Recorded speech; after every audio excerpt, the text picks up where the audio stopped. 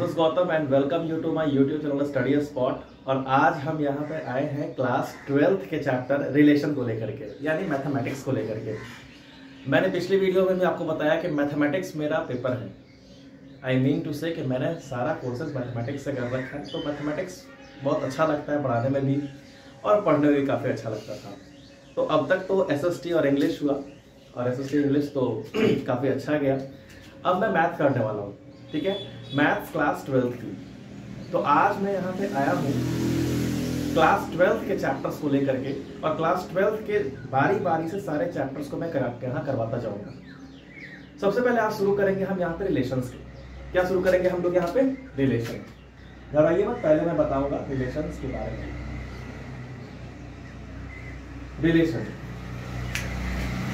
Relations कहते किसे? Relations अगर मैं नॉर्मल लाइफ की बात करूं, नेचुरल लाइफ की बात करूं, हम ह्यूमन बीइंग्स की लाइफ की बात करूं, तो रिलेशंस बहुत तरह के होते हैं। रिलेशंस माता पिता, भाई बहन, दोस्तों में रिलेशंस, बहुत तरह के रिलेशंस होते हैं। तो इन रिलेशंस की अगर मैं बात करूं तो इन सभी रिलेशंस में कॉमन चीज क्या देखने को मिलता है? रिलेशंस में कॉमन चीज देखने को यह मिलता है कि हर रिलेशंस में दो इंसान चाहिए। अगर भाई बहन का रिश्ता है, या भाई भाई का रिश्ता है, या माता पिता का रिश्ता है, किसी भी रिलेशंस में आपको कम से कम दो पर्सन्स चाहिए। तो उसी प्रकार हमारे इस चैप्टर मैथमेटिक्स की दृष्टि में अगर देखा जाए तो यहां भी रिलेशंस में कम से कम दो। अरे लोगों की कहां से जरूरत लाओगे? मैथ में लोग तो आने वाले हैं नहीं। मैथ में तो हम लोग मैथ के स्टूडेंट्स हैं, हम लोग सिर्फ सपोज कर सकते हैं बच्चा। तो मैथ में हम लोग यहाँ पे एलिमेंट्स की बात करेंगे। किसकी बात करेंगे? एलिमेंट्स की। यानी हर रिलेशंस में दो पर्सन्स का होना जरूरी है, उसी प्रकार हर रिलेशंस में दो एलिमेंट्स का होना बहुत ही जरूरी है। यानी पूरा खेल किस चीज पे है सर? एलिमेंट्स पे। यानी अगर हमारे पास दो एलिमेंट्स रहे तो हम उनके बीच में रिलेशंस को दिखला सकते हैं। ये था रिलेशन। तो अब मैं बारी बारी से, हाँ ये इंट्रोडक्शन था, ये रिलेशन नहीं था।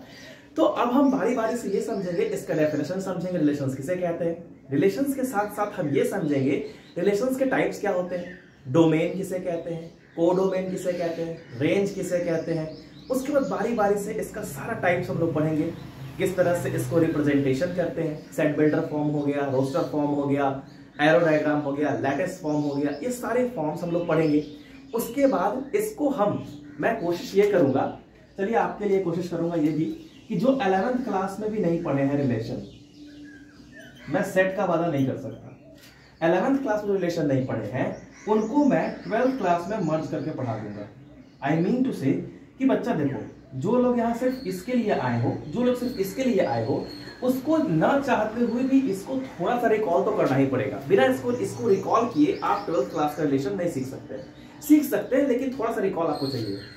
तो कुछ बच्चे ऐसे हैं जिन्होंने 11th क्लास का रिलेशंस नहीं पढ़ा है, तो उनको घबराने की जरूरत नहीं है। 11th क्लास का रिलेशन मैं काफी अच्छे से यहाँ बताऊंगा, और पहले 11th फिर 12th करने वाला हूँ। क्यों ऐसा करने वाला हूँ सर? क्योंकि बिना 11th के थ्योरी के आप 12th नहीं जा सकते हैं। क्योंकि आई नो कुछ बच्चे ऐसे रहते हैं जिन्होंने 11th क्लास रिलेशन नहीं पढ़ा है, लेकिन 12th क्लास में पढ़ना चाहते हैं, तो उन्हें समझ में कैसे आए।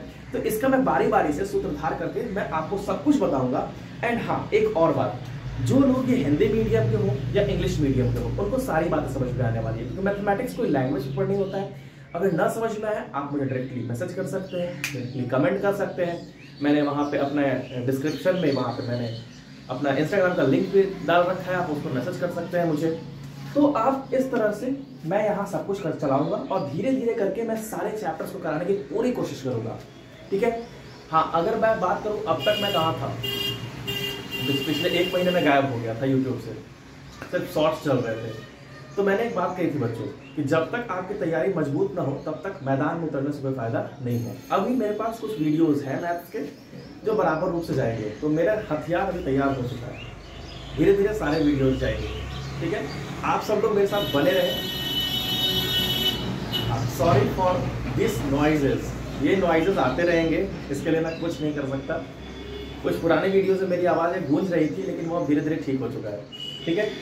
तो अब मैं यहाँ बात करने वाला हूँ रिलेशंस की। तो अब अगले स्लाइड में, जी हाँ, अगले स्लाइड में हम लोग रिलेशन, उसका डेफिनेशंस, उसको कैसे कैसे कहते हैं, सब कुछ हम पढ़ने वाले हैं। अच्छा, उसके पहले रिलेशंस को जानने से पहले 11th क्लास का एक छोटा सा चीज है, कहने का मतलब सर आपने कहा दो एलिमेंट्स, तो दो एलिमेंट सर ये जब भी रहेगा किस चीज में रहेगा, ऑर्डर्ड पेयर में। भैया दो अगर है तो वो तो पेयर ही कहलाएगा, अगर कोई चीज दो है तो क्या कहलाएगा, पेयर कहलाएगा। तो उसे हम ऑर्डर्ड पेयर कैसे कहेंगे, तो ऑर्डर्ड पेयर में दो एलिमेंट हो सकते हैं, जैसे 1,3 1,2, इस तरह से दो पेयर में एलिमेंट्स होंगे, ठीक है। इस वाले को हम लोग क्या कहेंगे और इस वाले को क्या कहेंगे, इस वाले को हम लोग कहते हैं फर्स्ट कंपोनेंट। क्या कहते हैं बच्चों, फर्स्ट कंपोनेंट। इसको कहते हैं सेकंड कंपोनेंट, ठीक है। हिंदी मीडियम वालों अगर मैं कहूं तो इसको कहेंगे प्रथम अवयव, इसको कहेंगे द्वितीय अवयव। यानी आपको प्रथम फर्स्ट एलिमेंट और सेकंड एलिमेंट का ध्यान होना चाहिए। तो आपको मेनली रूप से अगर देखा जाए तो ये था आपका ऑर्डर्ड पेयर। अगर मैं बात करूं तो इसको क्या कह सकते हैं, तो कह सकते हैं a pair of objects written in a particular form. एक ऐसा पेयर ऑफ ऑब्जेक्ट यानी पेयर ऑफ एलिमेंट जिसे एक पार्टिकुलर फॉर्म में लिखा जाए उसे हम लोग क्या कहेंगे, ऑर्डर्ड पेयर हम लोग कहेंगे। तो इसको हम लोग फर्स्ट कंपोनेंट भी कहते हैं, या बच्चों इसको हम फर्स्ट एलिमेंट भी इसे हम लोग कहते हैं, और इसको भी हम लोग एलिमेंट कह सकते हैं, एलिमेंट। हिंदी वाले अगर मैं कहूं तो इसको अवयव कहते हैं। हालांकि सॉरी टू से मैं हिंदी तो नहीं पढ़ाने वाला हूं यहाँ पे जाकर, लेकिन आपको कंसेप्ट समझ में आएगा। और हाँ, अब कहिएगा सर क्या आप यहाँ पे क्वेश्चंस भी करवाने वाले हैं क्या, सबसे इंपॉर्टेंट सवाल है यहाँ पे, क्या आप क्वेश्चंस भी इस सीरीज में करवाएंगे, क्या इस वाले में क्वेश्चंस करवाएंगे। मैं हाँ, आपको क्वेश्चंस इतने करवा दूंगा, जो आपको इतने प्रैक्टिस करवा दूंगा जिससे आप कोई भी बुक बना सकते हैं, वो बुक आप फॉलो कर सकते हैं, ठीक है। हाँ, बुक फॉलो कर सकते हैं। जनरली मैं आपको बता दूं यहाँ पे, मैं एनसीईआरटी जहां से सवाल पूछने के पूरे चांसेस रहते हैं। कुछ टीचर्स का मानना है कि एनसीईआरटी से बकवास किताब, बच्चा बकवास नहीं है। अगर बकवास होता तो सब लोग इसको लेके पढ़ नहीं रहे होते, तो सरकार बुर्बक नहीं है जो इसको बना रही है। उसके बाद एक और आपके एरिया में किताब चलता है केसी सिन्हा, उसके बाद एक और किताब है आरएस अग्रवाल, उसके बाद आपका किताब है प्रदीप, ठीक है। एक और किताब मोटी सी किताब है, हाँ याद आ गया, आरडी शर्मा। प्रदीप की मैथ्स के बुक आते हैं, प्रदीप बहुत कम लोग बनाते हैं, ठीक है। लेकिन आरडी शर्मा कुछ लोग फॉलो करते हैं, कुछ केएस सिन्हा, कुछ आरएस, कुछ एनसीईआरटी। ये सारे क्वेश्चंस आपसे बनेंगे। और हाँ, हर एक चैप्टर में कुछ ऐसा क्वेश्चंस रहता है जो थोड़ा टफ हो जाता है, इससे कोई दिक्कत की बात नहीं है। अगर नहीं बनता है तो मुझे डायरेक्ट भेजिए, मैं आपको बताऊंगा। तो अब हम अगले स्लाइड में बात करने वाले रिलेशंस किसे कहते हैं, रिलेशंस के बारे में बताऊंगा, रिलेशंस के डेफिनेशंस बताऊंगा। सो get ready for the next slide.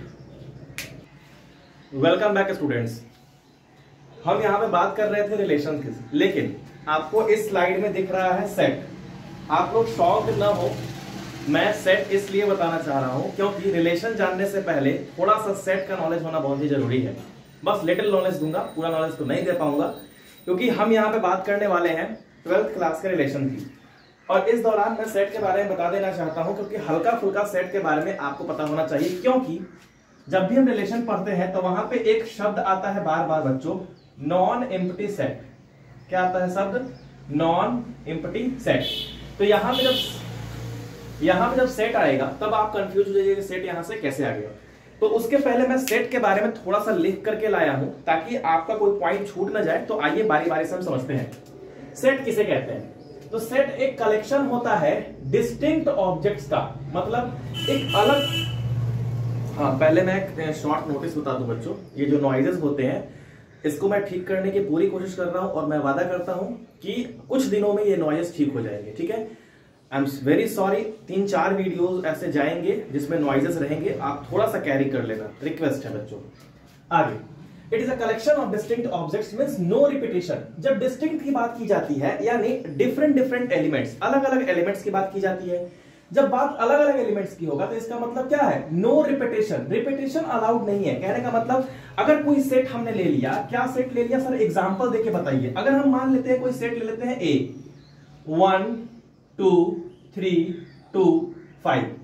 Sir आपने ऐसे क्यों लिखा, इसको आपने ऐसे क्यों लिखा, इसको कहते हैं ब्रेसेज। क्या कहते हैं, ब्रेसेज। मैंने यहां पे लिख रखा है, इसको ऐसे क्यों लिखा सर, आपने कॉमा कॉमा क्यों दिया, ये मैं सब बताने वाला हूं वीडियो में, आगे देखिएगा। उसके बाद अगर देखिए यहाँ पे एक तो 2 पहले से यहाँ पे भी है और यहाँ पे भी 2 आ गया। अगर 2 2 आ गए हैं तो ये एक सेट नहीं है, नॉट अ सेट। सर समझ में नहीं आया, मैं फिर से बोल देता हूं। It is a collection of distinct objects. Distinct मतलब क्या कह सकते हैं, आप कह सकते हैं डिफरेंट एलिमेंट्स, अलग अलग एलिमेंट्स का एक कलेक्शन होना चाहिए जिसे आप सेट कहते हैं। जैसे अगर यही ए सेट रहता यहां पे 1 2 3 4, तो ये सेट है कि नहीं सर? ये सेट है। क्यों ये सेट है? क्योंकि ये 1 2 3 4 ये चारों के चारों डिस्टिंक्ट एलिमेंट्स है, यानी डिफरेंट डिफरेंट एलिमेंट्स है और कोई रिपीटेशन नहीं हुआ, इसलिए सेट है। अगला डेफिनेशन देखते हैं, a set is a well defined collection of objects. Objects का वेल डिफाइंड एक कलेक्शन होता है जिसे हम सेट कहते हैं। एग्जांपल्स अब मैंने यहां पे लिख रखा है, जैसे collection of all states of India, Bharat के सभी राज्यों का अगर हम कलेक्शन देखें तो क्या हो सकता है, तो आप खुद ही दिमाग लगाइएगा, ठीक है। अगर मैं भारत के राज्यों की बात करूं तो आप बिहार बोल सकते हैं, उत्तर प्रदेश बोल सकते हैं, वेस्ट बंगाल बोल सकते हैं, कर्नाटका हो गया, केरला हो गया, तमिलनाडु हो गया, और क्या उसको बोल सकते हैं, मेघालय हो गया, मणिपुर हो गया, नागालैंड हो गया। ये सारे के सारे क्या आप कह सकते हैं, ये सारे के सारे क्या है, स्टेट्स हैं, भारत के स्टेट्स हैं। और ये भारत के जो स्टेट्स है यहाँ पे ये सब अलग अलग है, यानी स्टेट्स के जो नेम होंगे वो सब तो अलग अलग ही होगा, या तो यूपी होगा, एमपी होगा, आंध्र प्रदेश होगा, आपका महाराष्ट्र होगा, बिहार होगा, यानी सब अलग अलग हमको मिल रहा है। तो जब सब अलग अलग मिल रहा है और उसका कलेक्शन हम बना रहे हैं तो ये क्या कहलाएगा, सेट। सर ये कैसे हम कह सकते हैं सर, क्योंकि इसमें रेपिटेशन अलाउड नहीं है बच्चा। तो आप कोई भी स्टेट का नाम लिखिएगा उसमें कोई रिपीटेशन नहीं आ सकता है। एक मिनट सर, आपने दूसरा एग्जांपल यहां लिख रखा है, सेट ऑफ वॉवेल्स। क्या लिख रखा है आपने, सेट ऑफ वॉवेल्स। क्या लिख रखा है, सेट ऑफ वॉवेल्स आपने लिख रखा है। देखिए ध्यान से, सेट ऑफ वॉवेल्स की अगर बात करूं मैं तो यहां पे ए ई आई ओ यू, सर क्या ये सेट है कि नहीं है? हम बोले कि हाँ बिल्कुल ये सेट हो सकता है। हम बोले हाँ ये सेट हो सकता है। कैसे सेट हो सकता है सर? ये सेट है। क्यों सेट है ये? क्योंकि इसमें डिस्टिंक्ट एलिमेंट्स है, ए ई आई ओ यू, ये पांचों अलग अलग एलिमेंट्स है और अलग अलग एलिमेंट्स होने के साथ साथ ये वेल डिफाइंड ऑब्जेक्ट्स कहला सकते हैं। एक मिनट सर, चलिए आगे बढ़ते हैं। हम मान ली कि ये भी सेट है, ये भी सेट है, हमको समझ में आ गया। ये सेट नहीं है सर, क्यों नहीं है? क्योंकि यहां पे आपने रिपीटेशन कर दिया। सर हमको ऐसे समझ में नहीं आ रहा है, एक और एग्जांपल दीजिए। हम बोल रहे हैं कि मान लेते हैं कोई बी सेट है, तो हम लिखते हैं set of all intelligent students. Sorry for the noises guys, थोड़ा सा कैरी कर लीजिए, 2-3 वीडियो में मैं सही कर दूंगा पक्का।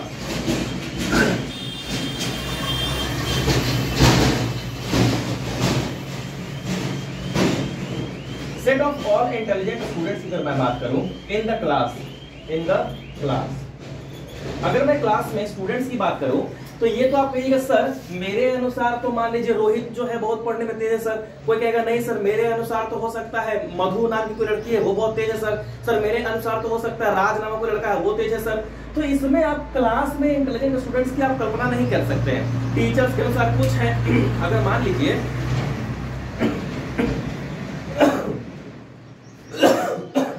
लीजिए कि वहां पे 3-4 टीचर्स हैं तो सभी टीचर्स का अलाउ करने का नजरिया अलग अलग होता है। किसी टीचर के अनुसार कोई बच्चे इंटेलिजेंट है, किसी टीचर के अनुसार कोई बच्चे इंटेलिजेंट होते हैं, तो ये भी एक वेल डिफाइंड ऑब्जेक्ट्स नहीं कह सकते हैं। आगे देखते हैं, the objects belonging to set. अगर सेट से कोई ऑब्जेक्ट बिलोंग कर रहा है, अगर सेट से कोई ऑब्जेक्ट बिलोंग कर रहा है उसे क्या कहते हैं? एलिमेंट्स कहते हैं। क्या कहते हैं बच्चों? एलिमेंट्स कहते हैं। अगर सेट से कोई ऑब्जेक्ट बिलोंग कर रहा है तो सर इतनी चीजें क्यों बता रहे हो सर? क्योंकि ये जो आप पढ़ने जा रहे हो, यहाँ पे बोर्ड आपका शायद चमक रहा होगा लाइटिंग की वजह से, कोई दिक्कत नहीं, मैं यहां लिख देता हूं। जो आप यहाँ पे रिलेशन जो है, रिलेशन जो आप पढ़ने जा रहे हो, रिलेशन पढ़ने से पहले सेट का नॉलेज होना थोड़ा सा जरूरी है बच्चों। सेट किसे कहते हैं? इसका सिंबल की अगर मैं बात कर लूं तो ये है सिंबल, ये ग्रीक सिंबल है जिसका मतलब पता है क्या होता है? जिसका मतलब होता है बिलोंग्स टू। क्या होता है? Belongs to.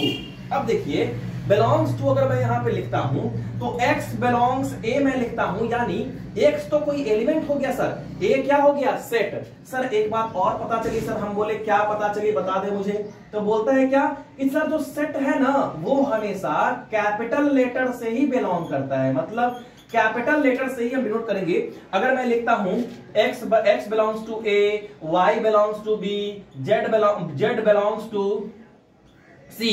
तो जो ये ए बी और सी है ये हमेशा क्या रहेगा, कैपिटल लेटर ही रहेगा। अब मैं बात करता हूं सर, आपने यहां पे एक टर्म लिखा है ब्रेसेज, इसका मतलब क्या होता है?